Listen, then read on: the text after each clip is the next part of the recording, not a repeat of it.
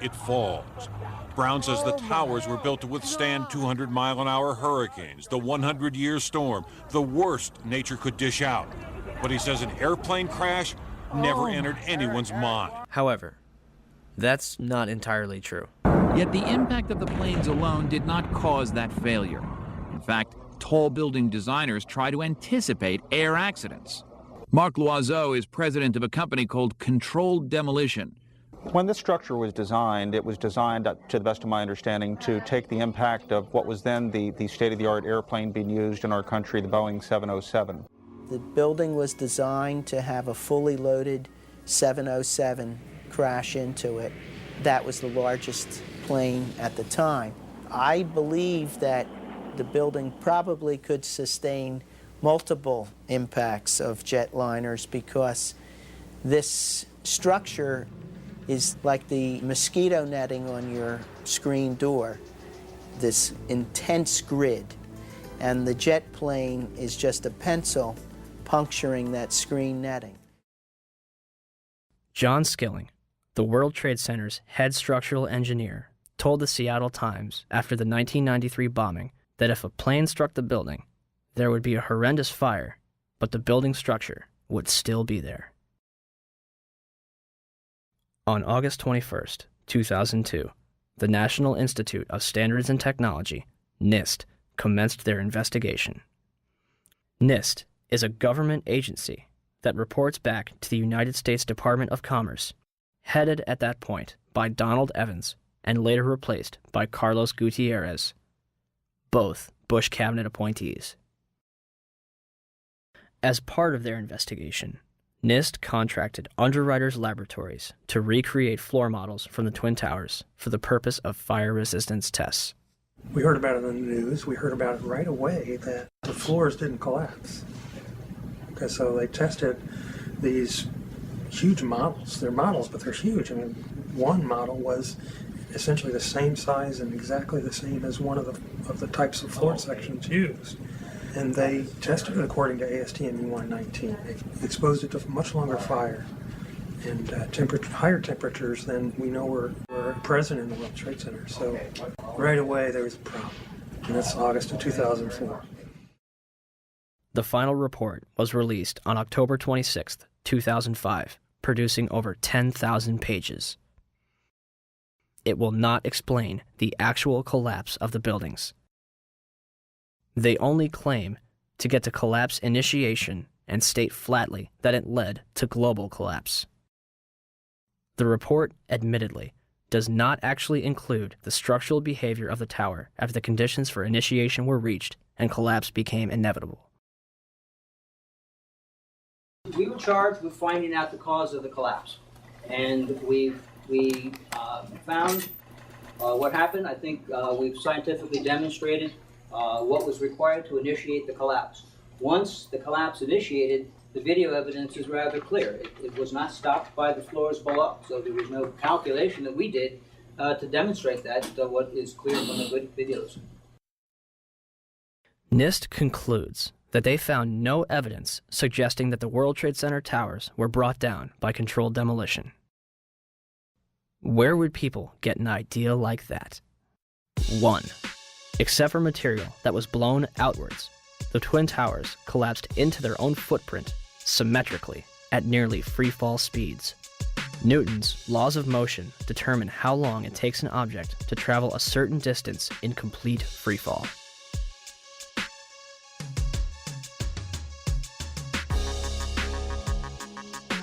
In a controlled environment, an object dropped from the roof of either twin tower would reach the ground in 9.2 seconds.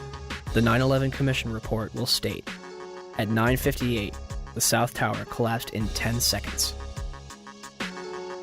Even NIST says the tops of the buildings came down essentially in free fall. Judge for yourself.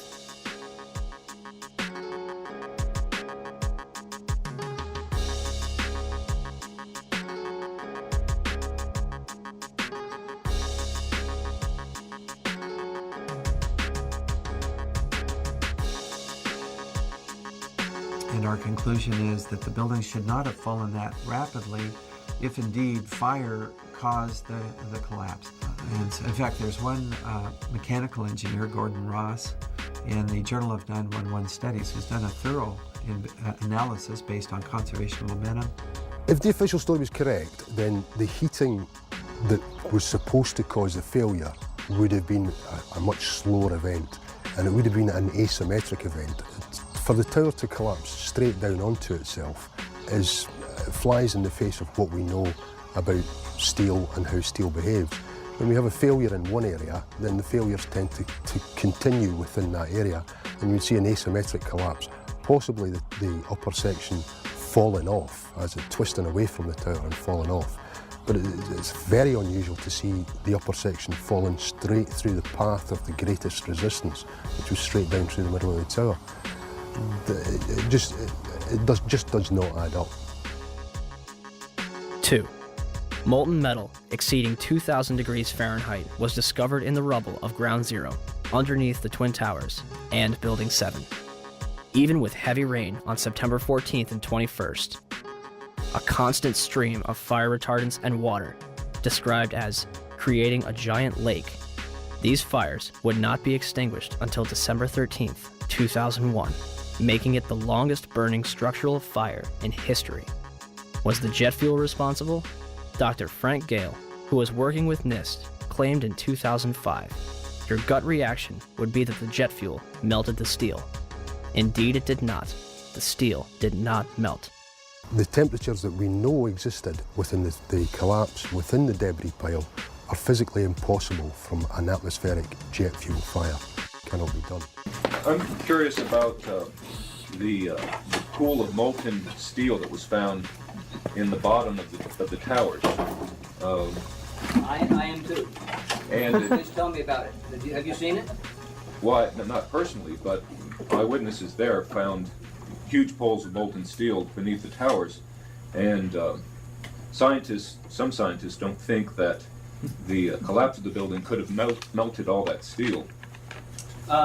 First of all, let's go back to your basic premise that there was a pool of molten steel. I know of absolutely nobody, no eyewitness who said so, nobody who's produced it. I was on the site, I was on the steel yards, so I don't know that that's so. You'd get down below and you'd see molten steel running down the channel rails. Like you're in a foundry. Yeah, like lava. Like it was lava from a volcano. Underground, it was still so hot that molten metal dripped down the sides of a wall from Building 6. However, they do hit hot spots occasionally, and everything stops. There were fires of 2,000 degrees Fahrenheit below the ground. I don't know that that's so. There's video of it. Melted around 2,600 degrees Fahrenheit. I think it's probably pretty difficult to get that kind of temperatures in a fire. Well, NASA pictures, thermal images showed those sorts of temperatures in the basement. Would you send them to me? Okay. My name is Mark, and I'm the individual who was questioning Dr. Gross, and he asked me to email to him those thermal images. When I approached him after his talk to get his email address for that purpose, he refused to provide it to me. I think this is important because it reveals the attitude of the NIST investigators, which is one of willful ignorance of what really happened on 9/11. As well as the molten metal in the debris, it was also observed prior to the South Tower's collapse.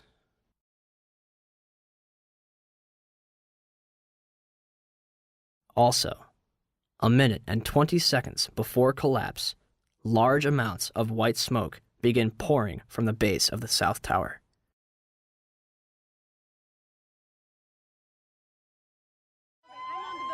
Three, the concrete, and in fact, virtually everything except the metal inside the Twin Towers was pulverized as the building collapsed. This pulverized material created pyroclastic dust clouds that raced down city streets, coating lower Manhattan in a fine dust.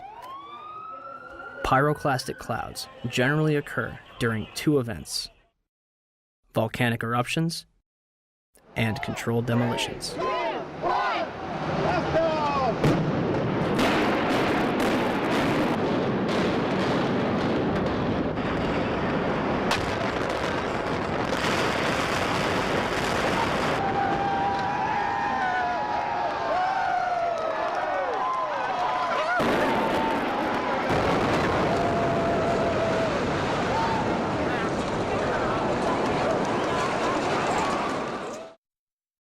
4. Steel beams weighing up to 200,000 pounds were thrown laterally up to 500 feet. A cross-section from the World Trade Center, weighing approximately 300 tons, was embedded in the southeastern corner of the American Express building. This piece would have had to travel at least 390 feet, maintaining enough kinetic energy to embed itself in the corner of the building. What we should have seen in the debris pile was a pyramidal shape. If it had been a gravity-driven collapse, we would have seen a roughly pyramidal shape or a conic shape. What we actually did see was a massive ejection of dust and debris and large sections of steel from well away from the towers, tens of meters away from the towers. That's hard to see a reason for that within a gravity-driven collapse. 5. Firefighters and eyewitnesses reported a series of explosions before and during the collapses. And we heard the noise associated with an implosion. Secondary explosion on Tower 2. Some sort of explosive device. We're obviously having a bit of trouble right now maintaining our location because we just heard one more explosion. There was another major explosion. Do you know anything about those extra explosions we heard? No, I do not. Were they car bombs? I have no idea, ma'am. The street shook, and I heard like an explosion. Do you know if it was an explosion or if it was a building collapse? To me, it sounded like an explosion. We heard a very loud blast, an explosion. They were taking photographs and securing this area just prior to that huge explosion that we all heard and felt. Not clear now is why this explosion took place. When there was some sort of collapse or explosion. From street level, as though it had exploded up, a giant rolling ball of flame, and the firefighters screamed, "Run!" It was this blast of warm air. It wasn't hot. It was warm. And it picked me up and threw me up against the wall of the building. You were picked up off the ground. Physically picked up off the ground. I remember an explosion. At that point, I got knocked out. I don't remember anything. Then I got up, and I looked out the window because the windows exploded, and the street below caved in. And at that point, there was like fireballs coming up. An hour later than that, we had that big explosion from much, much lower. I don't know what on earth caused that. About 15 minutes after they made their entry, we heard a boom. I don't know if that was the infrastructure that was going or another explosion. Again, there has been a second explosion. John, just seconds ago there was a huge explosion, and it appears right now the second World Trade Tower has just collapsed. All of a sudden I heard rumbling, and we all started running away from it. The glass blew out and threw me onto the sidewalk, and I couldn't see for 20 seconds. It was like holy hell coming down them stairs. And then when we finally got to the bottom, they were coming out on the mezzanine level there. And another explosion came right from it, just everyone flying. We stuck on the stairs for a while. We finally got down to the lobby. Then we get to the lobby, it was this big explosion. So I was real lucky. I don't know what happened to the people behind me when that blast occurred. And was actually on the 78th floor of the second tower and was evacuating the tower and experienced all these explosions and made his way back down. We presume because of the initial explosion, there may have been secondary explosions as well that were detonated in the building by these terrorists. There was a secondary explosion, probably a device either planted before or on the aircraft that did not explode until an hour later. I heard a second explosion and another rumble and more smoke and more dust. I ran inside the buildings, the chandeliers shook, and again, black smoke filled the air. Within another 5 minutes, we were covered again with more silt and more dust. And then a fire marshal came in and said we had to leave because if there was a third explosion, this building might not last. Eyewitnesses also reported that explosions had taken place in lower levels of both the North and South Tower.